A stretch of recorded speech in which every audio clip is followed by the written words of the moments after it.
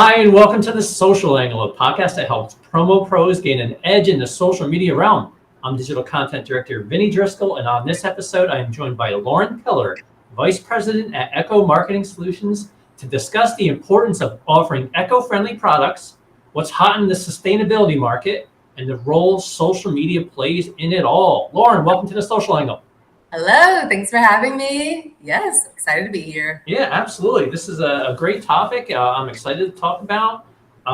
So how are things in Austin? You're in Austin, Texas, right? Yes, Austin, Texas. Good old, love it. Yeah, it's nice and sunny today. It was raining yesterday, so take advantage of that. Get outside later. Enjoy. How's Yeah, it where you are? we have weird weather in the Northeast. We were chatting offline. Our March was warmer than our April, which is hard to believe that could happen. We had all this 80-degree weather in March. It was premature, but April was like so chilly. Like we had the chilliest April I can remember. And this weekend, Mother's Day weekend, it's going to be in the 50s, rainy and in the 50s. I'm like, no, I don't want that.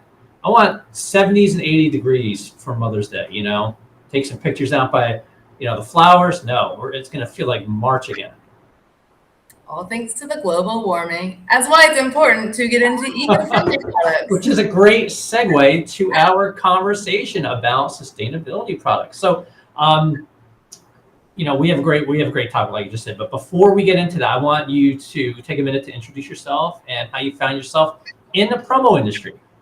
Yeah. So, let's see. I've been in the promo industry basically since I was a child. My grandparents started it back in the day. Then I've seen it both on distributor and supplier side. My dad got into this as well. So I always saw it growing up, but I went to school to be a nurse. I just went a totally different direction, but quickly realized corporate jobs, I just saw the way America works. And the business my parents were doing was it's Grow Line. If y'all heard of it, but it's eco-friendly. So I loved from the start talking about like planting seeds, trees. So it just made sense to transition from nursing to use my caring skills I learned and go back to what I knew best, which was promotional products. But I'm bringing my millennial eco-friendly twist on it these days, which I feel like is so not out there, but should be. Yeah, so you were born into this industry, correct? Yes. Yeah, I mean that's a pretty common thing that I find. A lot of people I talk to are either born into this industry or they kind of fall into the industry somehow. That happened to me like 15 years ago. I took a job at ASI for doing like webmaster work, and I had no idea. I had no idea what this industry was about. And then 15 years later, here I am. I'm still here. I love it, but I had no idea it existed. Well, I mean, I knew it existed. I knew what promotional products were, merch, tchotchkes, but I didn't really know that there was such a vast industry behind it. So yeah, I love hearing the stories about how people got in this industry. That's why I always ask people, how did you end up in it? So yeah, I mean, growing up in the industry certainly gives people an advantage, on understanding what the industry is all about. So, all right. So if you have any comments or questions for Lauren, certainly drop them in the chat. We're talking about sustainable products. So Lauren, everything about your online presence, from your business to your social media channel, seems to promote a passion for sustainability. Can you tell us where that passion came from and how long you've been an advocate of the eco-friendly movement? Yeah, so my whole life I've been outdoorsy, love getting in nature, going on hikes, bike riding, getting into camping. Wish that was more of a thing, but it just makes sense as I was out there and you meet the people out in nature and you just see the way they see the world and our planet. It's just, I don't know, I don't know how to describe it, but it's just so impactful and meaningful. It gives me purpose, I guess, in a way. So I don't know, I found it just like, I'm one of those hippie granola girls, you could say. I connect with nature. I like to be out there. And it just made sense to combine my two passions. I go hiking. I'm always taking like my CamelBaks and my nice like waterproof bags and solar power, like chargers and everything. It's just like it applies to promotional products. So it's just, I feel like it's just my lifestyle that I have through eco marketing. It just happens to be I can offer a service to people as well. So were your parents very, eco-conscious when you were growing up? I don't know if they were super eco-conscious, but I think with my generation too, we kind of became the first ones who started, and maybe it more affected us like growing up. We heard about climate change, global warming. But they were eco-friendly in the sense like we recycled. We weren't like vegan or anything like that, but we always like would plant stuff in our backyard, like with our grow cans and stuff. We'd always plant trees when people bought, from us. So we were eco in that sense. But as an adult, I'm learning it's like it's our responsibility, especially like my generation and those coming, to really conserve our planet. So I feel like it's just like my lifestyle now and my job to promote and teach, educate people through the power of promotional products. So it's something that is near and dear to your heart. Oh yeah, super. This is like a passion project that just happens to be marketing at the same time. Right, and I get that impression by checking out your social media, your website. I mean, it's all about sustainability and eco-friendly. So with the launch of Promo Cares and ASI's Promo for the Planet, which we just launched a couple of weeks ago, the ad specialty industry is making significant strides in promoting the importance of sustainability. Can you tell us why you think it's important that eco-friendly products be a bigger part of the industry landscape? I mean, just the basics is just be sustainable, as that's what everyone should be doing. But promotional products are more than just that. It's how you get the message across, and you see it in media. So it makes a bigger impact than just the product itself. So, seeing like a Kardashian, using bamboo cutlery or something, it will spread like wildfire across, the nation to younger people and older people. It becomes just second nature. You don't even think about it so much, which is what it should be. Instead of people calling me for the cheapest plastic pen, hopefully it just becomes, what's your nicest bamboo cutlery set or something in the future, without me having to like sale them on it. Have you seen in the last couple of years an increase in the interest of eco-friendly? Yes, and I'm super excited about that. Definitely, I'm getting more outreach. I feel like organic traffic's coming in because we're educating more people, trying to get more blogs out there and stuff too around the importance of this. And I'm definitely noticing it's hitting all different types of industries as well that we're, getting in touch with. So it's exciting to see, and I'm ready to see it grow even more. Do you think it will grow more? Oh, for sure. It's like just getting started. Like when we established like eco marketing in like 2008, my dad's helped me start it, and he was kind of on the fence about it. I was like, let's just hold on to it. Like, I know this is where we're going in the future. Like, we really don't have any options. Either, start using sustainable recycled products, or the trash piles up and we all, I don't know, end up dead. So, it's just, yeah. No, I get it. It's an important, part of, the landscape right now. I mean, you talk about recycling. When I was growing up, we didn't have recycling. I don't know too many people, in the 80s, 70s, and 80s who, separated their trash. And, I think in the last 20 years, that's become commonplace, probably even longer, where, I've been living in the Northeast all my life. And, it started about 25 years ago. And now it's like, if I go somewhere and they don't recycle, I'm like, what's going on here? Like why don't you recycle? Like, why am I throwing this, this plastic water bottle in the regular trash? So, just like, recycling has become, a bigger part of our day-to-day lives, I do believe that eco-friendly is starting to become more part of the daily lives of promotional products professionals. Can we do better? Yeah, of course we can do better. But I definitely agree with you. I think there's been an increase in the interest. And I also think that there's something at play here with generations. You talk about, you're a millennial, you grew up with a passion for this.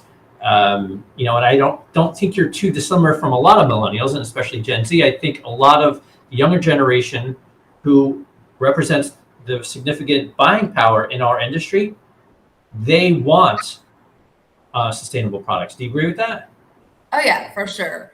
And I feel like right now there's kind of a divide though too. Like I'm seeing so much like fashion and just everything come out that I'm seeing also like our side, like the promotional products are trying to replicate, but in a sustainable way. So I'm hoping we can transition that to just, I don't know, it's going the right direction, but I still see so much of the like Amazon, all the fast shipping. I see it just doing the total opposite of what we're trying to promote Right. at the same time. Right. But yeah, I can see we're moving in the right way. It's more than just what we can do alone, which is a struggle, but. Right. So let me ask you about a significant stumbling block when it comes to promotional products and sustainable products. Are they more expensive? And I think that's kind of where people kind of get hung up. Like, are they more expensive? If so, how do you convince a client to go with the greener option? So yeah, in most cases, your eco-friendly products are more expensive, but it's because of how they're sourced. The materials, and they usually are well made, last longer. But the way I convince my clients, hopefully I don't even have to at this point, I just really explain to them the benefits. It's like, yes, you're paying more upfront, but it's an investment. It'll be lasting longer, so it's still good advertisement and marketing, which was the purpose to begin with. And it just has the added benefit of being sustainable, and it just will snowball from there. And usually I get good feedback from them. I get the few who are like, well, we're looking for the cheapest. And I'm just getting better at saying no. I feel like I'm educating them at the same time. I tell them why I have to, not work with them. It doesn't serve our interests because we're trying to be very sustainable. And I usually will get people to churn or they just totally go away. But it says a lot about them, I feel like, you can't please everyone these days at all. Right. So the conversation comes up often for you about price, correct? Yes. And you try to convince them, hey, maybe you can do this with a sustainable product. And ultimately, I think for a lot of people, it does come down to price. And sadly, the sustainable option will be the one that ends up on the cutting floor. Always. And I try to make it like, it's like, instead of it's just a product they're giving away, I have them like explain like it'll become a part of their lifestyle as well. Like if one thing will lead to them wanting another part. Like if you've like a bamboo tote bag, you want cutlery to go in there in a bento box, and it just they'll keep adding on to it. Right. But the resistance I think it's more of an uneducated kind of resistance. Right. Which is what you're trying to do. You're trying to educate them. You're trying to help, That's why I'm taking to the social media, and I'm starting to get back on. My blogging has been behind, but it's like I'm learning like no one knows what's out there, how important it really is to switch to sustainable products. Right. Really, like, what is this bamboo cutlery set going to do in the long run? And that's why people keep using plastic water bottles. But I'm here to try to change that through the power of TikTok and whatever else I can. Right. And we're going to get to that in a second on the social media aspect of it. But again, we're talking to Lauren Pillar. She is the VP. Can you give that? Your company is Eco Marketing Solutions, correct? Yeah, Eco Marketing, Eco, whatever people call it, Eco Marketing Solutions. So yeah, that's us. Yeah, and we're talking about all things sustainable today. So I got to ask you, what's hot in the sustainable promotional product market? So yeah, lots of new great products are coming out, which I'm loving. I'm really cutlery. I keep mentioning, but that's like one of my favorites. Definitely bags. We're getting more like recycled, like a paper product bags that are like really well made, like kind of like a Tyvek material. So I'm liking the way we're getting high quality products. So love that. Tumblers, mugs. It's amazing. It's just. Everything's super nice these days. Like where was I? I don't know, just a trade show recently though. Just going around picking up things. I was just excited again to see everything. But it's everything you have, but like more retail brands are coming out. Apparel. I'm seeing lots of recycled like bamboo, like anything, socks, hats. I'm excited to get into that more. Make it like more of, part of your life. Like you want to wear it as a fashion piece, not just like it's a billboard for someone's brand. Right. I went through your TikToks and I saw some like custom seated paper bombs. Those look pretty cool. You guys got like plants like succulents, which, make nice giveaways. Wheat fiber charging cables, and of course, water bottles, get rid of that single use mentality of water bottles. The seeded paper bombs, I love those. I'm glad you brought that up. I think I'm trying to instead of the plastic bottles, because I have so many, even, you collect them from trade fairs and whatnot. It's like, how many bottles do you really need? And people do throw them away. So I figure, why not like intend a gift to be thrown away to begin with? Like, it's more fun that way. Like, they can aggressively get their anger out on whatever, but also they're growing flowers. So it's not harming anything. So I'm trying to make it like that. I'm trying to convince, my clients that it's a fun whole process. It's not just a gift. It's the unboxing, the throwing it. You want them to make it a whole memorable experience. Sure. And I just had my podcast last week was about unboxing, and I was gonna offer that one to you because I saw that you were also interested in unboxing videos. The ASMR, the whole the whole experience of receiving these boxes, these gifts, and just taking them to social media and showing off the stuff that you get. To me, I think that's also a hot trend in this industry and sustainable, which is what we're talking about today. So let's talk about social media. You mentioned you're on TikTok, and really, that's really where you're concentrating your efforts, seems to be on TikTok right now. Can you tell us what your approach is to creating content on that network and how it's been received? Yeah, I really just post what I want. I think it's the beauty of TikTok. It's like one of the social media platforms where it's not as filtered or reserved as Instagram and Pinterest, I feel like, are a bit. So I post what I feel like. I'm trying to, when I'm posting, I'm thinking about the clients I want to attract and my vision is I want it to align with who I'm speaking to through the phone. So I just, I talk about the products I really like, the benefits you get from them, for their clients as well. What I'm learning on TikTok, though, it's weird because our industry is more kind of like a B2B versus direct to consumers, which is I'm learning TikTok is totally like a buy this. Right. But, with marketing, I think it works in our favor. I'm learning, if you can jump on the trends and stuff, you can just, without having to sell people, you market the benefits, and it seems to be working. But yeah, I'm trying to figure out the crowd still. It seems to be more Gen Z, and our people, most of our clients are either should be retired in government or who don't really use the app. So there is some disconnect, but like with anything, it takes a few years to start and get traction on any platform. So you unloaded a lot there. I can go in so many different directions here. You talk about demographics of a social media platform like TikTok. It skews younger. This industry is older. Are your buyers on TikTok? Possibly not. But I talk about this all the time in my podcast when it comes up that TikTok is a viable network for this industry. You can create great content in TikTok and share it onto other networks, and I think that's what makes TikTok a very appealing network for a lot of people.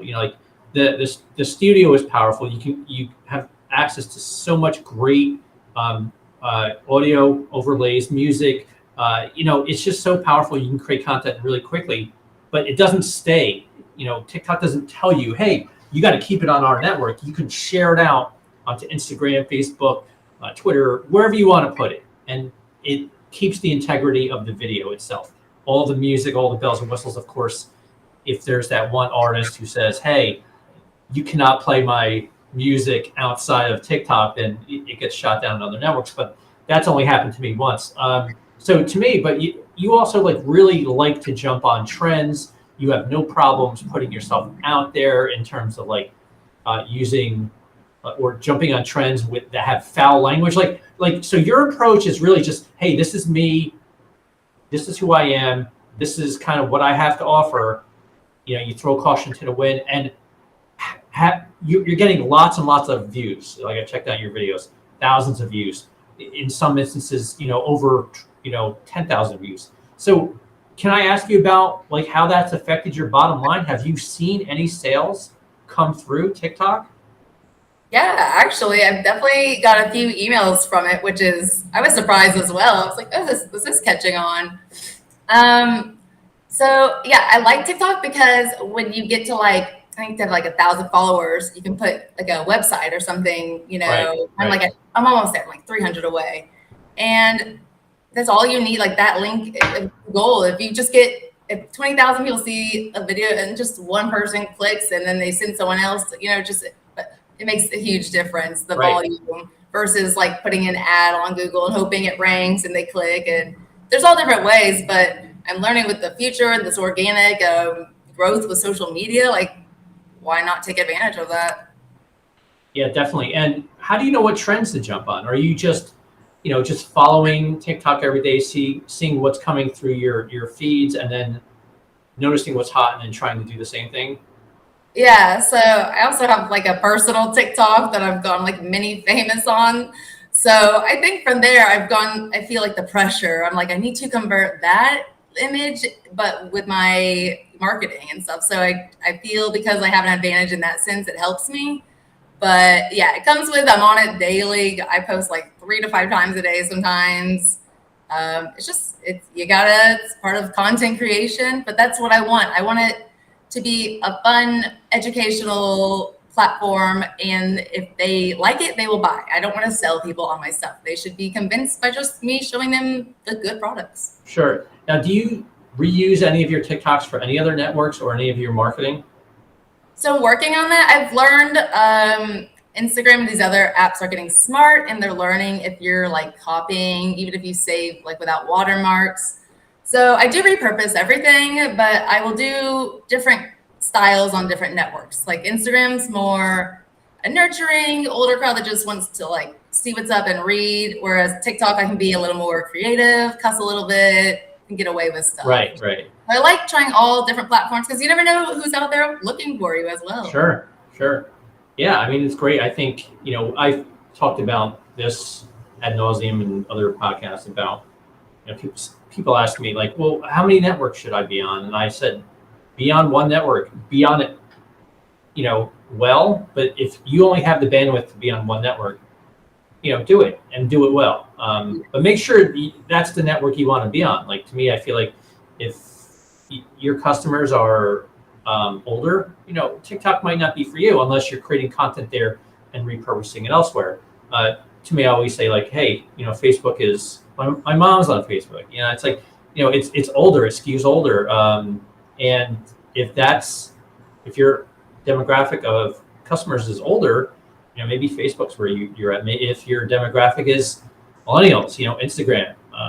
To me, I feel like you got to know who your customers are, and then really, go to that network and create content there. I think that's the best advice I could always give for that question. But TikTok's sort of changing the game in terms of being able to share that content, because we get a lot of engagement on our TikToks when we share them onto Instagram. Probably more engagement on our Instagram than we do on TikTok. So it just tells you that a lot of ASI's followers are engaged and active on Instagram. So again, I'm talking to Lauren Pillar. We're talking about sustainability products. I have a few more questions for you, Lauren. Sure. So people tend to use social media to show off products and gifts that they receive. Do you find that eco and green products tend to get more love on social media? Definitely recently, I'm seeing a lot more like hashtags surrounding like sustainable products and stuff where I used to have to type it in. I'd be like the first one on there. So definitely seeing that more. And it seems to be hitting like a bigger, like a retail even level. So I definitely know it'll be hitting harder in the promotional products soon too. Yeah, I agree. I think, this is a trend that's not going to go away. I think it's just, we mentioned earlier with having younger generations starting to see more buying power, generations like Gen Z, millennials, who are embracing sustainable products, aligns more with their values than Gen X, and older. So to me, I think when they get something that they really like, promotional products wise, something that they want to hold on to, something they want to keep, they go to social media to show off those products.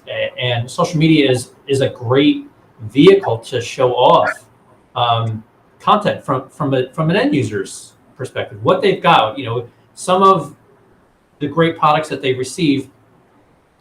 My instinct as a Gen X, like if I receive something that I really like, as a gift, I'm not going to social media to show it off. Not usually, but that's not the case with the younger generations. So when they receive something they like, boom, they're going to social media to show these things off, and that's going to generate questions like, "Oh, what is that? Where did you get that from? I love it. Boom. Then you have that, like, it's free. Social media is free. All of this is word of mouth. It's viral, and that helps with your brand awareness. And I think that's very, very important.